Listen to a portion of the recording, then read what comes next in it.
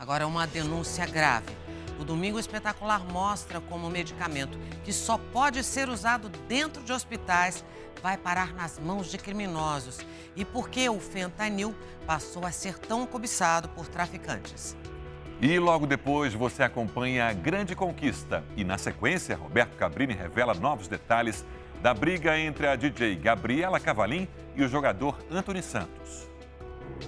Um medicamento 50 vezes mais forte que a heroína. 100 vezes mais potente que a morfina.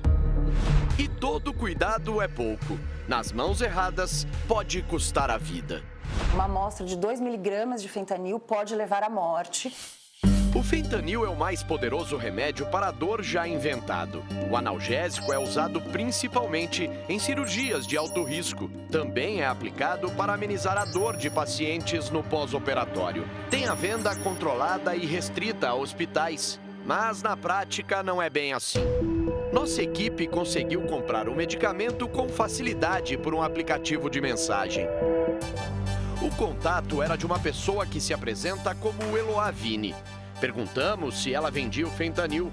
A resposta foi positiva e recebemos até uma foto do frasco. Em pouco tempo de conversa, negócio fechado. O pagamento foi feito via Pix e o produto enviado pelos Correios para um endereço de caixa postal. O pedido foi postado em uma agência em Lages, Santa Catarina.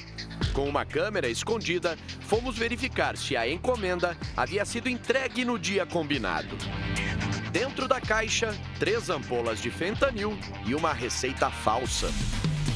A facilidade em se adquirir o medicamento tem feito cada vez mais vítimas. Foi o que aconteceu com uma auxiliar de enfermagem que morava aqui em Itapeva, no interior de São Paulo, cidade que fica a 300 quilômetros da capital paulista. A mulher, de 47 anos, fazia uso do fentanil, mas no dia 8 de julho de 2020, a aplicação foi fatal. Antes mesmo de injetar todo o líquido, ela não aguentou a dose. A ampola do potente anestésico que matou a auxiliar de enfermagem foi desviada desta clínica. Clínica que mudou de nome e endereço depois do caso. Quem trabalhava para salvar vidas não conseguiu evitar a própria morte. A perícia encontrou ao lado do corpo da vítima uma seringa ainda com uma pequena quantidade do medicamento. A responsável pela clínica confirmou à polícia que o frasco de fentanil achado na casa da vítima era de lá. Mas durante a investigação, a polícia não fez a principal pergunta: como a ampola saiu da clínica e foi parar na casa da auxiliar de enfermagem, já que o medicamento não pode ser usado fora de ambientes hospitalares?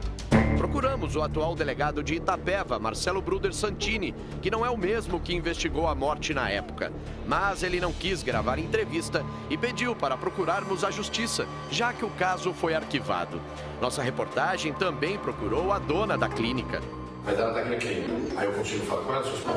É. De São Paulo. Mas ela não nos recebeu.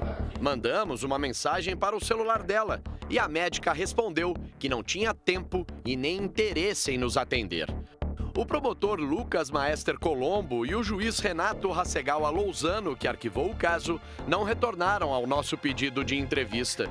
Ainda muito abalada, a filha da vítima, que não quer mostrar o rosto, disse estar indignada com tanto descaso. E a nossa família assim, foi destruída por irresponsabilidade, né? Mas revolta assim por não ter dado em nada, né? E vai acontecer com outras pessoas. Porque a justiça não foi feita como se fosse uma coisa qualquer, assim. O filho da auxiliar de enfermagem afirmou que a mãe era dependente do medicamento e o que ela mais precisava era de ajuda para largar o vício e não ter acesso fácil ao anestésico. Então, se é uma regra que esse medicamento deve ser difícil de ser liberado, não é porque não tem por que ela ter conseguido fácil como ela conseguiu. Em doses elevadas, o fentanil provoca graves reações no corpo. Ela atua como depressora do sistema nervoso central. Então, ela causa letargia, depressão respiratória e muito dos riscos dessa substância é que esses depressores do sistema nervoso central são normalmente substâncias que podem causar vício, podem causar dependência. Isso é mais comum do que se imagina entre os profissionais da saúde. Esse médico anestesista foi viciado em fentanil durante 8 anos. Usava o medicamento todos os dias. A cada 2 horas eu tinha que fazer o uso de uma pequena dose para voltar a uma pseudonormalidade. O anestesista travou uma dura batalha para conseguir se livrar do vício e até hoje luta para não cair na tentação.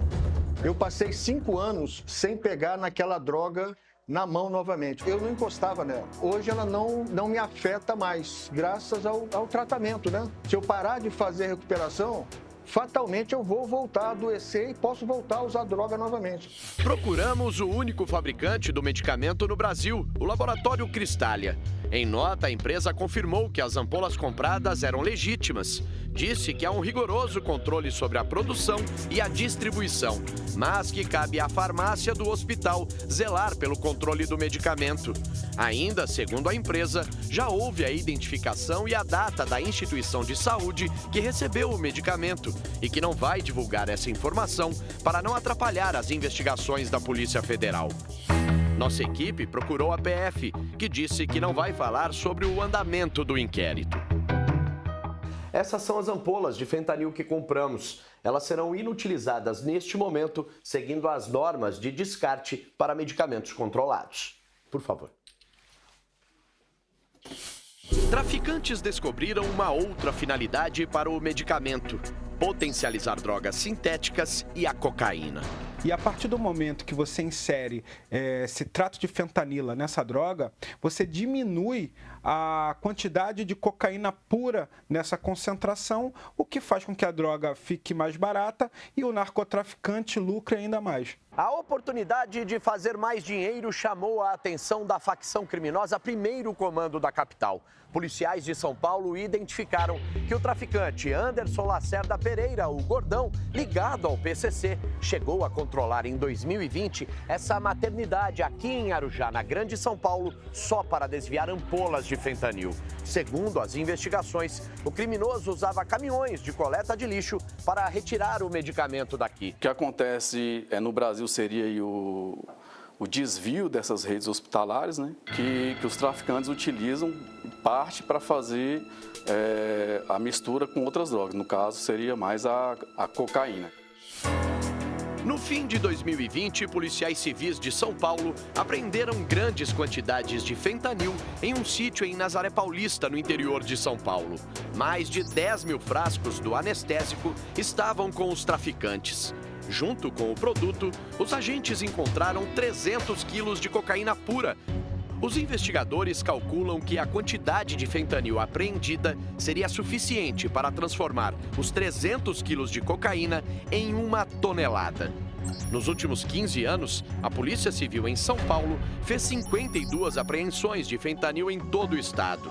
Esse medicamento é obtido apenas de 2 formas, ou através de roubo de cargas, ou através do desvio de hospitais. De acordo com a Anvisa, só no ano passado foram extraviadas ou roubadas 2.660 unidades do anestésico no Brasil, 90% deles no estado de São Paulo. Muitas dessas ampolas desviadas são revendidas a traficantes europeus e principalmente dos Estados Unidos. Os norte-americanos consomem o fentanil, assim como os profissionais da área médica no Brasil, em substituição à heroína, mas por lá, uma versão em comprimido. A maioria é contrabandeada por cartéis de drogas mexicanos. Eles produzem as pílulas em massa nas cores de arco-íris para atrair crianças e adolescentes. Ovidio Guzmán Lopes, filho do mega-traficante mexicano El Chapo, controlava a maior rede de produção e distribuição desta droga nos Estados Unidos. Ele foi caçado e preso em janeiro, a pedido das autoridades norte-americanas. Uma medida para tentar estancar uma onda de mortes registradas nos últimos anos pelo uso de fentanil. No ano passado, 170 mil pessoas morreram por overdose do fentanil nos Estados Unidos, segundo dados da Vigilância Sanitária norte-americana. A situação dos norte-americanos acendeu o alerta aqui no Brasil e o Ministério da Justiça criou um protocolo compartilhado com os Estados Unidos para monitorar a substância. Mas a gente está numa situação ainda diferente do que acontece nos Estados Unidos, em que, de fato, a gente tem uma epidemia de mortes por fentanil e esperamos nunca chegar nesse ponto. Mas as pessoas já estão morrendo por aqui também. É uma dor incurável. Nem tem como, assim, medir assim, o tamanho da dor que a gente tem, sabe?